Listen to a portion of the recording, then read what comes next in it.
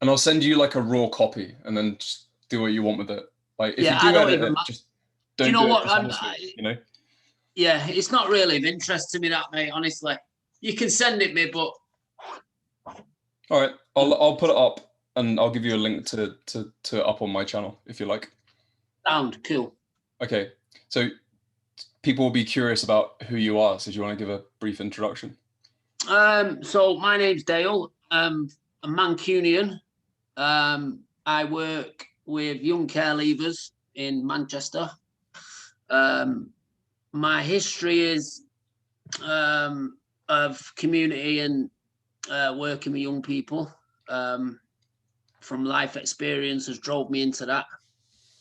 And I'm just the same as everybody else. I'm curious about what is happening, and rather than post and make statements about it, let's get into discussions and see what people are really thinking, rather than just sharing and copying and sharing without understanding what's being shared, if that Yeah, I'm with makes you, sense. man.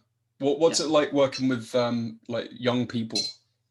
Oh, it's the best thing I've ever done, mate.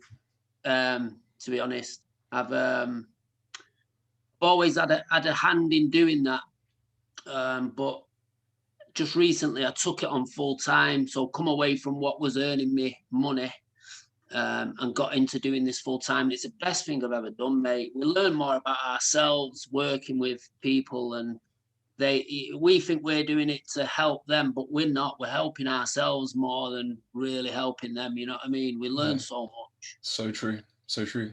Well, it sounds like you found your passion. Yeah, for sure. Okay, and you're watching this on my channel, so you probably already know who I am. But my name's Richard. I'm a life coach and amateur psychologist, and yeah. So Dale and I are on two sides of this great political fence. So we'll find out exactly where we are. But and do interrupt if I was saying something that's not true. So my perspective, succinctly put, is that the way the mainstream media has been portraying this virus, as well as their big tech allies and many governments around the world, though not all, has been grossly overstated. I don't think it's not existing at all, but I think it has been grossly overstated from the beginning to the end. And the second position I have is the authoritarianism, where the might of the state, be it propaganda, summoning the kind of window twitchers and the people from the community to self-police, to like fines and imprisonment and state brutality. All that is, even if it was a particularly dangerous disease, which I don't validate, I don't believe that's true, would still be wholly unacceptable and still be a grossly dangerous thing. So those, I mean, there's more nuance to it, but essentially those are the two things where I'm coming from. But perhaps you'd like to share yours. I think if you don't understand the media at this point, you need to go back several points, because I think it's well known the media have to make the smallest story the biggest, most scariest story, because that's where they get their ratings and their wages and their money from. So if they didn't do that, I mean, recently this thing about, it's like it's new that the media, it's not new. And I know it's new to some people, but it's not new. If the news put positive, good, happy stuff on all day, nobody'd watch it. It has to be pushed to be the worst news, because that's what gets people logged in, which get funding, and the media cycle continues. But I don't think so I don't think the media can do anything different in that respect. I think that's what they have to do. If you understand the media like that, then you kind of get it, and you don't take too much interest in how deep it goes. But at the same time, I think initially, because you said from the beginning to the end, so initially, I think the media have to treat it as it's coming. Nobody knew what this virus was. Nobody. That's not true. Dale, I disagree. I mean, well, let's explore this together, but I disagree with that point. So early on, So I live streamed this for like the first like 140 days of this, because like, fuck, this is terrible, I've got to do something about this. So I researched hard and did a live stream every day. And I was looking at the journals like in the first like week or two of this crisis, right? Because I was like, right, what's the actual best available evidence? And my numbers won't be precise, but there was something like 3, 4, or 5 of these journals available at that time. I remember there was one from like a cruise ship. I don't know if you remember that, but there was a cruise ship that was like quarantined with it. Yeah. I think like 1 or 2 people died on it, but they had like 3 or 4 pre-existing conditions. And by that, it doesn't mean like they've got a cough. Like it means like they're obese or like autoimmune or a bit diabetes or whatever. Yeah, so we can absolutely categorically say that there was scant evidence at that point. But to say there's no evidence simply isn't true. And that evidence actually showed that the figure that the World Health Organization gave, which was I think 3.4% mortality rate. So if you get it, there's 3.4% chance you're going to die. None of the evidence at that time even remotely connected to that figure. And so the journals that you was reading, what part of the country are they these journals from? So it was a mix. I remember there was one in France, because I remember this is going back like 10 months now, right? Yeah. So there's like one in France. I remember there was that cruise ship one. So there were ones dotted around the world, and I was looking at them as they were coming in. And the story, like a week, and we're talking a week in, 2 weeks in, was like, actually, this is I mean, I can't remember the exact mortality figures, but they were really, really low, and nothing like the 3.4% that the World Health Organization plucked, wherever it plucked that from, and nothing like the 500 million that Neil Ferguson predicted in his Imperial College paper. Yeah, so I think at the beginning it was predicted to be mass deaths, weren't they? And and that's not been the case. But you've got. I try and think of it as basic as it is. So for one family sitting watching the news, it has to be kind of direct. Whereas we're looking at it as an overall picture. But that if it's 1% of that one family watching the news, that's one of their children or one of their loved ones gone. On a bigger picture, you know, it's one person in a million. Help me understand that. So make sure we're on the same. What are you saying? Like that mortality rate? Those are real people, or are you saying something else? No, I'm sticking with the media thing and saying that how the media have to tell that story is because you're looking at that from global numbers, so global percentages, 3.5% of people are going to die or whatever. Sorry to jump in, because that was the only data I could find at that point. Yeah. These little and it's the same with the data now. It's global, so the data what you see is for the whole of the UK or for the whole of wherever. But if you take that data and shrink it down to just the whole of my family, that means one member of my family dies, or maybe 2, depending on the size of the families. And so you have to take the media for what they are. I don't disagree.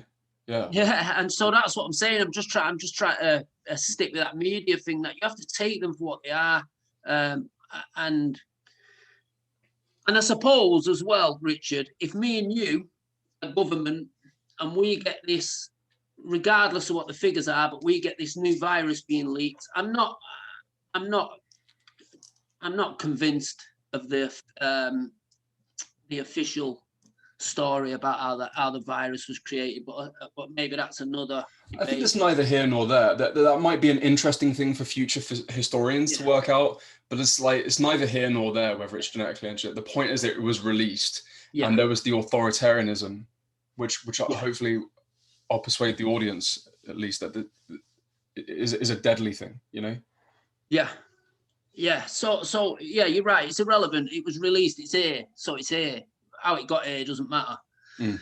But then if you put me and you in the position of making that decision, so where Boris and whoever his mates are making that decision of what they do, that's where I think you have to sit yourself. I mean, sometimes we can't make a fucking decision about what we're going to wear to go out, you know, so, or what car we're going to buy, or what we're going to have for tea. They've got to make a decision based on, if I open up the whole country, how many people are going to die? So fucked either way. Excuse me, French, or excuse No, me, we can swear. I swear my tits off. It's cool. Oh, good, cool. Okay, so you know what I'm saying? To make sure I understand you right, so what you're saying is like there's things coming in, and there's a little bit of evidence, though not very much, and they've got to make a decision because, like, you know, people might die one way and people might die the other way, right? Yeah. Do I have you right? Yeah. Well, I mean, I'm not of the camp to say that any sort of authoritarianism is never right, because to say that something's never right, it usually is a freak thing that's never right. Okay, but I think it's so rarely right that we can be close to saying that it doesn't work often. We look at the Soviet Union, we look at North Korea, we look at Nazi Germany. You know, the list really does go on of what happens when governments get too big, and this underlying philosophy that the individual in question is too stupid, too brutish, and too ignorant to run their own life.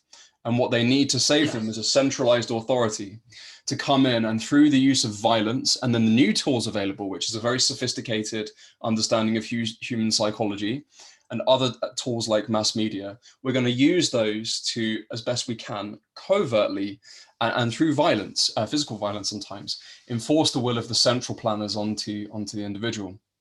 So not only do I intuitively think that's a bad idea, so just all arguments aside, I kind of like shriek at that. Like the same way that I'd shriek at murder, I'd be like, that's just intuitively wrong.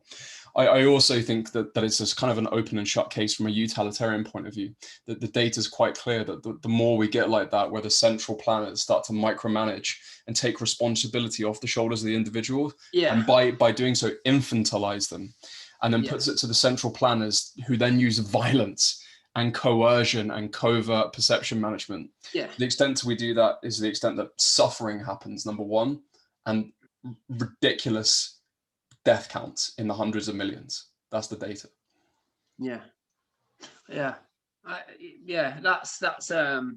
That's deep. Well, grapple with it, man. Because, like what are you thinking? There didn't have to be a right answer. Well, because it seems in the few minutes that we've been on, I agree with you in a lot of what you're saying. I'm with you, mate. My thing with that is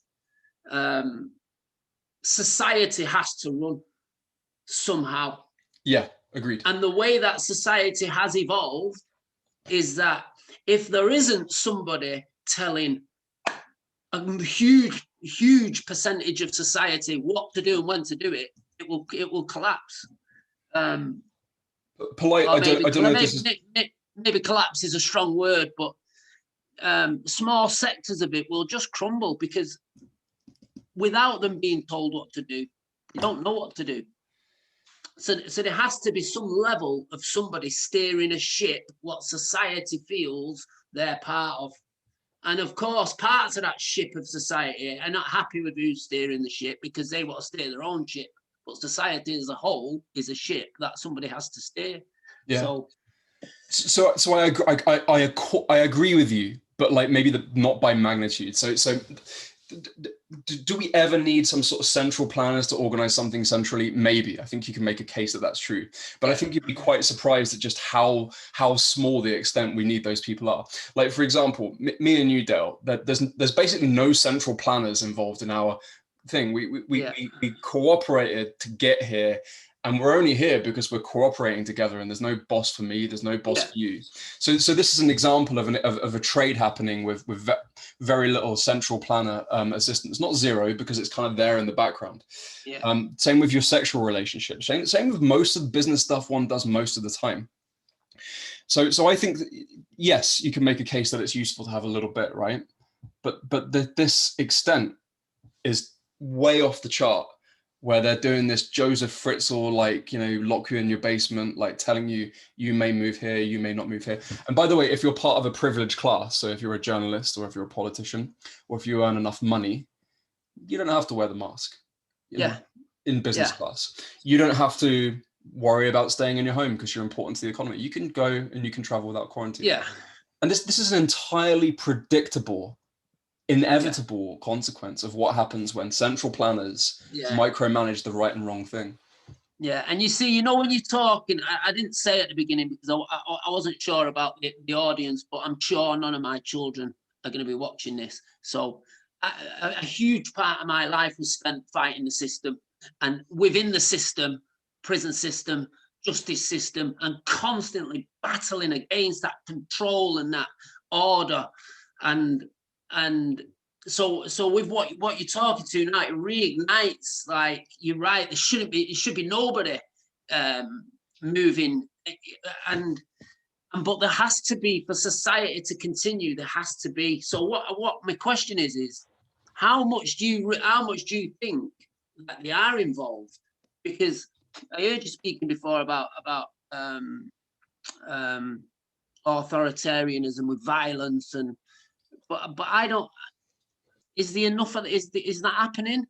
Yes. You know, how often is that? I mean, we can see on the news, but we've already discussed that the news and the media will portray something to be worse than it actually is. So the violence that we're seeing authority giving out is only what the news are showing us, or only what we're seeing through, or me personally, I don't know about you, but it's only what I'm seeing through social media screens, or screens. I'm not seeing it on my doorstep or in my towns and cities. So I don't know what level of that violence is really to comment on how heavy that is. Well, let me flesh that out a bit. So whenever you to have a government, right, by definition, you have to have a monopoly on violence. Okay. Yeah. So and once you have a monopoly or a near monopoly, then you allocate the power, and the allocation of that monopoly we call politics. So do we have this tax? Do we have this rule? Do we have this border? This is politics, but you need that monopoly of violence to start with. So it's a really fun thought experiment if this is a new idea to you. Like whenever the government asks you do something, put a wheelchair ramp in for the wheelchair people, right? It's not ask. Like if I ask Dale to do that, I might say, hey Dale, I've got 10 reasons why it's nice to do that for wheelchair users, and he may or may not be persuaded. But if I was the government telling Dale, I would say, put that fucking wheelchair ramp in, or I'll fuck you up. And it's nice and polite, and there's a letter, and then eventually some armed men will come to your door and kidnap you.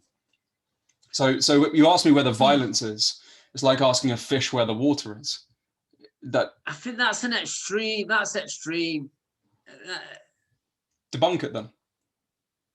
That's extreme. It sounds extreme, but I invite you to debunk it. So I think you'll have to tear that down a bit. So if you ask me to build a wheelchair ramp, I'll build the ramp. Government come in and say, build the ramp, you have to build it this way, that way, this way. And if you don't, we will. But that's not, a wheelchair ramp maybe is not the. I chose it because it's something that everyone kind of agrees is a nice thing, like it's nice to have wheelchair ramps, but they also request you to do not so nice things as well. And there's a great scale. And of course you might think one person might think this is nice and one person might not think this is nice, but the coercion is universal in all of these government requests. I'm not sure I'm with you on that. I think mate, push it back. I'm wrong about loads of stuff. So like, if you can find a hole in that, show it to me. Of course. And I'm smiling already because this is the exact reason why I put this out there, Richard, because so often you get to speaking to people and they don't offer that. They're what they believe and what they say, and that is it. Yeah. And it hurts me. It hurts me brain. It's poison. We cannot be. It's poison. It is. And I am fucking miles away from being right, about almost everything in my life.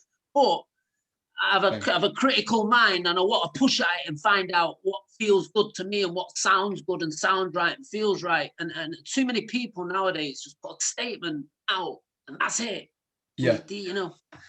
Yeah. No. Well. Yeah. That's partly why I took this debate as well, which I'm immensely enjoying. So let that sink in, because it sounds fucking mental, and instinctively you're going to rail against that. So I invite you, over the next couple of weeks or months, find a way when that's not true. Try and find a time when any government interaction is not based on some level of coercion, including extortion.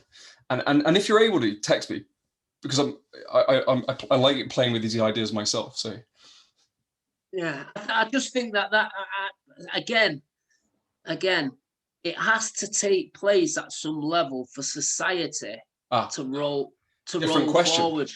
No. So a second ago, we were asking, does the coercion exist? And for the time being, as a placeholder conclusion, yes, it does. 100% of the time, that's the placeholder idea. Now the new question is, well, all right, there's some coercion. Should we have coercion? And it's like, well, that's an interesting question. And then if we're agreeing we want to have people using coercion and violence and extortion, then the next question is, well, how much of it is the right amount? And whatever the answer, whether you want 0 or not very much, Soviet Union level amounts where censorship takes place, where like there's police brutality in the protests and things, which I've seen, where protest itself is shut down, where people are kidnapped and put into their homes by the tens of millions in our country. That's way off the mark. That's not even close. I would put it to you. Yeah. I think there's extremes, and the Koreas and the Russians and so on. I don't agree. I think where we are, and if I think back to when 20 years ago when I was running around doing what I was doing, that level of control and violence was worse. The difference is now it's more covert and it's stepped back and it's a little bit, we've refined the way that they do it. But at the same time, the level from 0 to 100, what the violence has to be, is where law and order comes in. There has to be a level. Disagree, man. Like, well, no one's coercing me and you right now, or there's some background stuff. Like, but there isn't. There's no one holding a truncheon to my head, and there's no one holding your truncheon to. We actually have a lot of differing opinions that I'm sure will come up on in a minute, and yet we are here, talking and sharing ideas. Yeah. So there it is. There's your example, and you can. This is all in our culture. There's far. Yeah. We are far less brutish and able to manage ourselves than nearly anyone gives us credit for. That's my opinion. No, I agree. The trouble you've got with that is not all of us are. Not all of us are. So you're and you look through the animal kingdom from whichever animal to whichever animal. There is always a ruler. There is always a hierarchy. That's not true. Okay, well, tell me why. Mycelium networks doesn't have a ruler. It's just like a big network, like like fungus. Like mycelium. It's okay if you don't. Yeah. The mushroom. Yeah. So most of the audience probably wouldn't know. Like mushrooms, like that's just the fruiting body. It's kind of like the apple, and it's like a network of the stuff. And like loads of them network together. So there's no ruler there. Yeah. I'm sure they're like a shoal of fish when it coordinates and does this really planned coordinated thing. But there's no ruler. There's a network that's running it, and it's elegantly delivering. Yeah. Okay. So all right. So the majority of the living kingdom. I don't even know about majority. I'd say it's there and it's a massive chunk, but I would question majority. The big fish, the big animals, the big meat eaters, most of them have a hierarchy. The big fish, most have a hierarchy. You're right. They work together in unison for the greater good of the team or of the family or of the group, of course. And that is what always works. And a lot of the hierarchy, it's safe and sound and moves in the right way. The trouble that we've got with society now, because of the way it's evolved, is we need because if you think about it like this, Richard, everybody's free, no coercion, do whatever. We don't need nobody. Everyone's going to get along and do what they do. Nobody's going to choose to be a bin man. That's not true. Well, all right, I shouldn't say nobody, but not many. Everybody's going to try and be the best at everything, but not everyone's going to succeed. So it's going to fall back. And somebody has to take the reins of that. Me and you don't need it here now, apart from what is in the background, as you mentioned, but a lot of people do.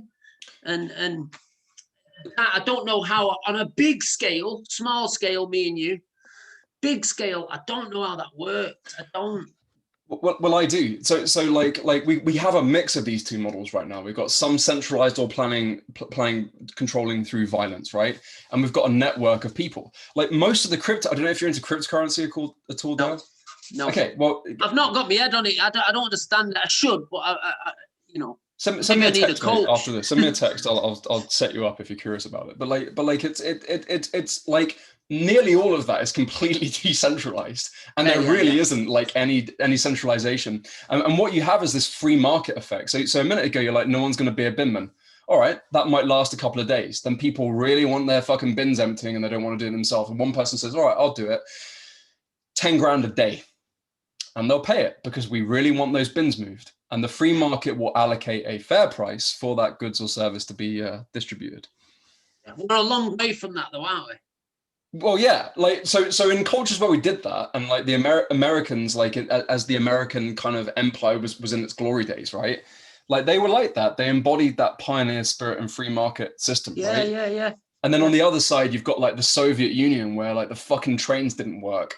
And then what they did is because they needed that narrative that this thing was so good, is they brainwash everyone, they propaganda everyone, and then someone says, by the way, the trains don't work. They'd send them to a fucking gulag, and that's how that system works. When you have to Yeah. coerce people, and the thing is with that system is one, the transaction costs become astronomically high. If me and you needed to be coerced 20 times, we've got to talk to lawyers, we've got to sort security out. It's going to take like 200 times as long as it did to send a few text messages to trust each other. Whereas in a free market, like the trust per transaction is actually really low, and it works really quick. And they for a lot of reasons they run better and produce a lot more, as we saw in the American example. Yeah. You know what? I swallow that. I swallow that because actually, you're right. The pioneers of old America, they got on, and it's a great comparison that with old America to old Soviet Union. It's a perfect analogy. So I accept that. I just feel that now in today's, and we're evolving and growing and aging daily. So, you know, how do we get anywhere near, or even how do we get close to that from this point? You know, Well, how do you think? Like, what? I mean, if you think that's a worthy goal, like, how would you do it? um, you know what I do? I strip back to just work with, firstly, me and the closest to me, and we Fuck try yeah. and keep. I Yeah, love that. That's yeah, the way to do it. yeah. Of course. But this is what I go back to. What not everybody is evolved in that way, and if you leave them, And they maybe suffer. maybe I'm not as optimistic of the human as you are, because I just feel some people need that. You know, they need it. I I don't think it believe. fucks them up. I think it fucks them up. And what you do is by controlling them, you become a slaver and they become a slave. And that process, that beautiful process that you started to talk about there, where you take it onto your shoulders and you're like, look, get this 1% better by tomorrow. They are now disenfranchised by that process, by the central planners coming in and micromanaging them. By the way, let's put this to the COVID thing. So how many people now are saying, right, there's this deadly disease, so let's look at training, let's look at doing fasting, let's look at what role vitamin D and vitamin K plays in immune things. Let's look at taking personal responsibility. No, because for many people, though not all people, big mummy state comes in and says, right, I'm going to lock you in your house and you're a bad person, does all this, and then people are disenfranchised from actually taking control of their own health and actually doing something that might make them live longer and perhaps increase the immunity of their family and community. Yeah, yeah, and you know what? They did go step two. I remember they went a step too far, and they're saying you can only come out for 1 hour exercise, or a certain time of the day where you could exercise, and so yeah. Well, why do you say that? I mean, why do you think they went too far with that? Because I mean, it's, for me, it's not affected me or my family too much, because of the work that we do. We go to work every day and continue our work. So we haven't been, my partner. I mean, it hasn't affected us in that way. But even if I think to myself, I wasn't working in that sense, I wouldn't. That's probably my limit. You know, I'm not going out for just 1 hour a day and then in home for the rest of the day. But this is what I mean. Some people will, and some people have and did. So the way that society has evolved, maybe we've needed that government to, and we're on it too much that we can't get off it as a society, as an individual. You make a good point. But I don't think it's something we should aspire to. Like if No. I don't think like we should say, oh, this we say, all right, it was kind of inevitable that they'd do this, and you can make that case. But like, I don't think we should say it was inevitable and it's good. And actually, we need our Lord and Savior government to come in, use violence, and tell me to stay in my house. As I say, I think I can make a good utilitarian argument about the ends justify the means, and I can definitely say that I find that intuitively repulsive, as I sense you do too. Yeah. But again, so the kind of society what you're talking about, decentralized. We live within our own means and our own consciousness and decision making. We're not at that. We're miles from that. Well, we're half like that. I mean, sorry to you can finish your thought if you wish, but like we've been showing loads of times in this conversation how actually like it's just in the background, just running this network effect for probably most of what we do is not informed by what the central authority says. Yeah. Far too much is now, by the way, and that's my point. But still, nearly everything that you do is informed by your interactions with people and your rewards and penalties for doing something. Yeah, I agree. But at the same time, society is run by a central government, and if it wasn't, we wouldn't be having this discussion. So we as individuals and as small groups can get on with what we do without them. We don't need, generally we don't need to use them. And yes, it has got to a stage where it's a little bit too far. But I still feel to some extent, back to the ship, we need somebody steering the ship. Not for me, not for you, not for my little army gang, but for society as a whole, we do. But the level what we're talking about is by how much do they steer and control just the throttle or steer, throttle, food, electric, and everything on the ship. I agree with that. There's some of it that they shouldn't, and they should just be operating in the background. But again, humans, they get the opportunity to take. If they don't get the opportunity, a lot won't. Well, okay. So we're in agreement then that like there's a scale, and maybe there's actually some amount of centralization we want. There's some anarcho-capitalists out there that say no, we want none at all. The only thing that we want to do is say I can't aggress against you, you can't aggress against me, and then the network does that thing. But I don't know. I'm probably like a minarchist, where I kind of think like I kind of like that there's a very small centralized authority that's guarding basic freedoms like freedom of speech, freedom, right of movement, right of like, bodily integrity and that kind of thing. And it strikes me that what our government has become, or probably was for a long time, but now it's very obvious, is actually a perversion of that, where they're destroying our bodily integrity, where they're destroying our freedom of speech and destroying our freedom. So what do you, I mean, in the context of COVID, what do you make of that? I'm not far away from you, Richard. I think that's about right. I'm probably not. It has gone a bit too far, but I'm not sure how far it's gone. But in terms of COVID, I come back to imagine if it's me and you in that room that has to make that decisions and say to all our district elected councillors, let your district out or not. So I would say I have no fucking right, and neither do you. I know that, right, but talking individuals now, yes, of course, not down to me, but as society as it is now, that's the position we are in. So somebody has to make that call. Well, I disagree. I disagree. Like, so, and that didn't happen every time. There were many countries around the world that chose not to, that for whatever reason just chose to leave it to the individual to manage their thing. And if Well, I was in that room and someone says, Richard, do you pull the lever and this many people die, or pull this lever and now this different bunch of people die? yeah, It's not my. I would say it's not my fucking lever to pull, and yeah, I will leave it to the only fair, because then, like, let's just say that I really am the most intelligent person, or you really are the most intelligent person in the world, right? And we sit here and we're like, actually, we've got this fucking great plan. We pull the lever this way, everyone gets saved, and it's the best thing. Well, even if we're the smartest people in the world, what the fuck do we know? There's all these I weird know. effects that happen, and there's loads of unpredictable things that even the smartest people in the world can't predict.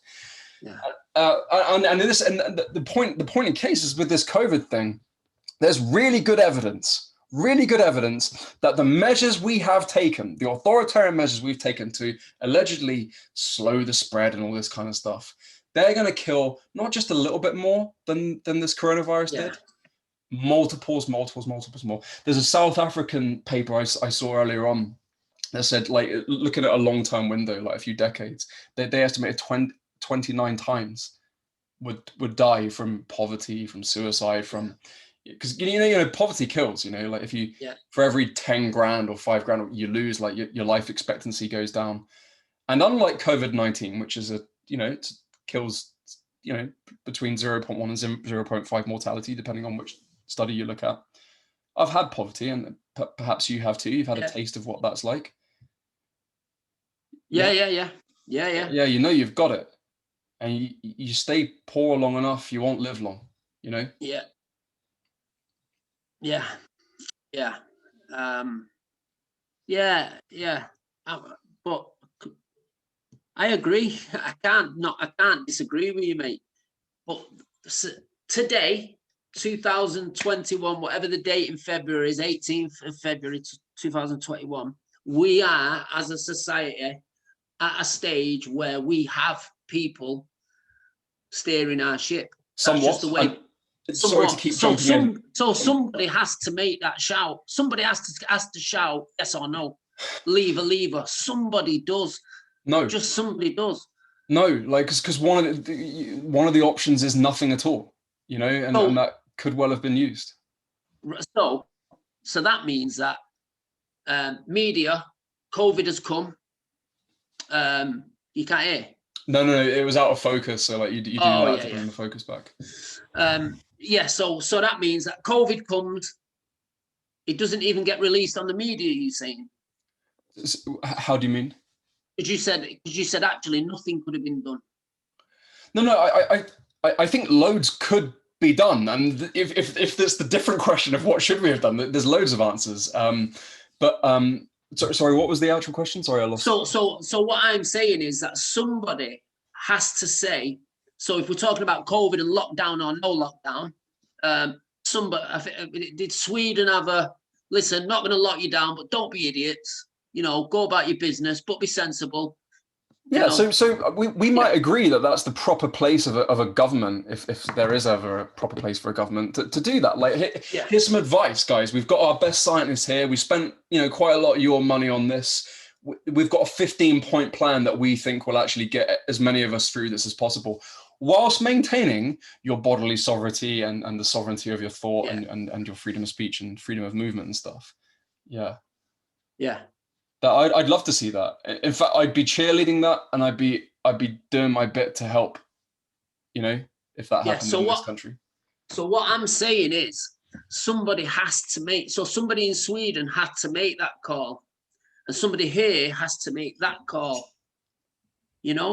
Because that's where we are as a society now. I agree, and I'm saying it's an evil fucking call. Yeah. Someone in North Korea has to make the call. Do we send Yeah. these people to the concentration camp or not? And it's like, no, Yeah. you fucking shouldn't. That's evil. Don't do that. Yeah. No concentration camps, please. Yeah. And listen. On the top of my wall, there's the letters spell freedom. I'm with you.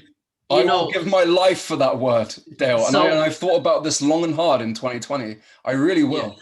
I really will. But at the same time, we're talking about poverty. I don't want to digress, but talking about poverty can become a mindset. Freedom can become a mindset. Yeah. So you can believe you're not free when actually you're free as a fucking bird. Go and live your life. You know, and actually one of the things that caused me to get to the stage where I am today over the last week was there was a lot of marches everywhere, and I've seen a lot of posts of everyone's slagging me off for coming on this march and so on and so on. I'm here for your freedoms. And I don't understand that. I mean, there is a way to push back against this centralization and this captain of ship. But there is also a way to say, there's the captain of the ship up there. I'm going to go and build my tent over here and stay as far away from them fuckers as I can and live my life free as a bird. And completely agree. Beautiful point. Beautiful point. And I'm with you. So this is what these people have, this mindset that they're not free because they're engaging constantly with the people who are trying to steer the ship. Stay the fuck away from them and you're free. So I actually think that's a completely profound point that you made there. So there's actually this kind of slave mentality. So there's a slaver mentality in the government and stuff, and then there's a slave mentality where actually you're a lot freer than you think, and you're just buying into it. And quite frankly, I mean, it's a horrible thing to say, but I think we needed this COVID crisis. And with respect to your own positions on this, I think it's so fucking obviously wrong that this could happen, that this level of authoritarianism could happen in a country that gave the world the freaking Enlightenment and like liberal values and that kind of thing, that it was rotten to the core, that this isn't obviously wrong to us. And so it's quite clear to me, we have to go through this process as a culture, and hopefully not too far. So it doesn't go to death camps. It may well go to death camps and stuff, by the way, but hopefully not that far, so that, you know, when we write the history textbooks, like, all right, kids, now this is why we don't do too much propaganda, and this is why we do in fact respect individual freedom of speech and individual bodily sovereignty and things like that. Because we saw what happened in 2023 when we didn't do that, and this fucking genocide happened. Because you sound like you've read some history books, Dale. It doesn't end fucking good. It's quite universal what happens when we play with this particular power, you know. So I think we needed it, and we need to relearn or learn in the first place why this sort of thing is a bad idea, you know. Yeah, you know what's funny, Richard, is I don't agree with again, you know, without going too deep, I don't agree with the Brexit and leaving the European Union, but we needed it. What makes you say that? Because it like COVID, and again, I don't want to digress into talking Brexit talk and Donald Trump talk, but Brexit, Donald Trump, COVID seemed to be what was needed, because it has highlighted what we shouldn't be doing and what we are doing horribly wrong, media-wise and politics-wise, and exactly what we're talking about, but as well, what we're doing wrong individually, you know, attaching to this government teat like we need it when we shouldn't. Go and build your camp. Attaching to not realizing how free we actually are, you know, with this European Union, coming away from that. I just think, you know, I've not delved too deeply into it, but surely allowing us to roam freely without visas and whatever else is better than having to stop at each. You know what I mean? No, I agree. I'm, you know, I mean, we could go down this EU well, maybe we should stick to COVID because that's too much of a rabbit hole. I'm just. You make good points, and I take your points, and I particularly like your point where you're like, look, let them do it that way. You do a slave system and make it fucking brilliant, but I'm gonna go over here and I'll do things my way. And we are in absolute profound agreement on that point. Yeah. Well, okay. I mean, let's. I mean, we've got a good rapport here, so let's see if we can push this a little bit. So let's find something, because we've agreed on nearly everything. So let's find something where we don't agree on, perhaps, and let's see if we can get a better level of truth by doing this. Yeah. So where don't we agree? I mean, my original 2 points about COVID's not as bad as they made it seem, and authoritarian is bad. We agree on the second one. Maybe perhaps the first one we don't agree. So my stance on COVID not being as bad.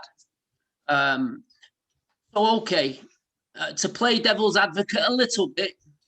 Not saying that I don't agree that probably it isn't as bad, but again, playing devil's advocate, maybe it's worse. And I say this not because of the actual mortality rates of what COVID brings, but the effect that it's having. My partner's a nurse, and it's not that the wards are full and the hospitals are full of COVID patients, but a lot of the nurses can't keep up and they're off sick or they're isolating because family members have got a positive test. So the staffing, the overall staffing of the NHS is almost halved, maybe even worse in some. So sorry to jump in so quickly, but I put it to you, all of those criticisms were criticisms of the government's authoritarian handling. Yeah. And actually, we could touch on this a little bit, the bogusness of the PCR tests that are being used to drive this crisis.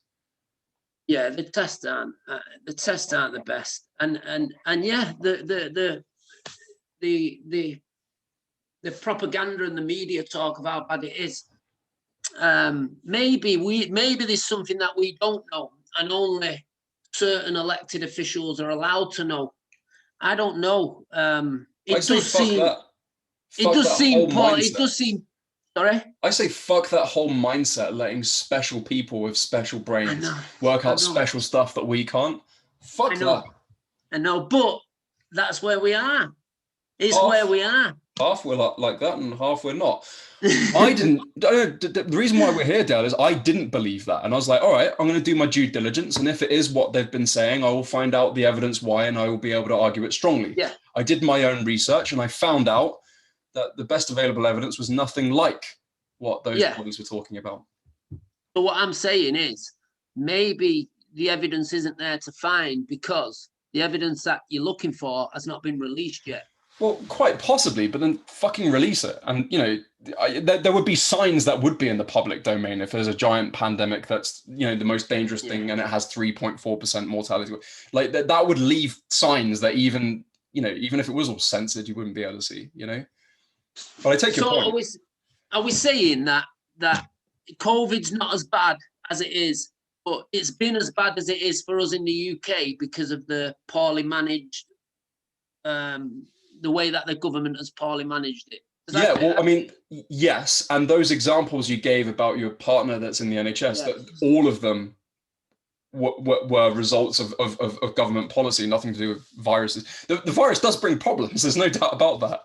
But the ones you listed there were all to do with authoritarianism and dodgy PCR testing as well. Yeah. And also the NHS being, how old are you? Like you're in your 30s, are you, Dale? I'm in my 40s, 40s. I'm old enough to not really know how old I am. You're aging well, old boy. You're aging well. Yeah. Well, I mean, 46. Okay. So we're both old enough to know that. Maybe when you were young, the NHS wasn't on its ass. But for me, like basically the whole of my life, like it's been on its ass. And actually, funnily enough, one of the only times where it wasn't on its ass was during last year when everyone was too afraid to go in and like the wards were empty and for the first time ever, the doctors and nurses had all this space to, I don't know, catch up on work, I guess. Not well. I would love to think that's true, but I haven't looked into data in that sense. But personally, from people that I know that work. Certainly my partner works in the community and her team is depleted because of this COVID. But it's the government response to COVID. It's you've got to stay at home, you've got to isolate, all this stuff, and probably, let's face it, the poor funding of this thing. That it's not that like there's this tsunami of people with respiratory diseases that are dying. It's not that. No, but it's the other stuff. But there is that as well. Yes. Over this last 8 or 9 months, it's obvious that there's more and more people that they're visiting in the homes with respiratory issues and people who are dying with respiratory issues. But yeah, but let's put it in its context, right? So that whilst that is true, and it's one life lost is a tragedy, and we want to do everything we can. Yeah. Desmond Swain, the MP for the New Forest, said in the House of Parliament a few months ago, it was 24th on the list of the UK killers. You know, what about degenerative brain disorder, heart disease, diabetes? Much worse. What about suicide? How's the old death count from suicide doing now that people have lost their jobs and have to stay? So yes, I sorry to drag this on, but like I do agree with you. I don't want people to die. That's the whole fucking point of this. But I think some perspective is needed in that actually this is quite low down the list of things that are fucking killing us. And actually, if all of our fear and attention's on this, we've taken fear and attention off stuff that's we probably should be a little more afraid of.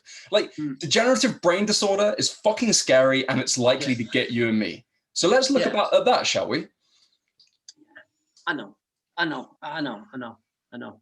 The obvious is we don't know too much about COVID to not give it the attention that we are giving it. Yeah, we do. We know loads about it. This is one of the most studied diseases on the planet at this stage. Yeah, well, is this variant one of the most? Okay. You know, we don't know, and at the same time, and we pull back to the first 10 or 15 minutes, Richard. The media has put that much out, so you're right with this propaganda stuff that it doesn't matter what's true and what's not true.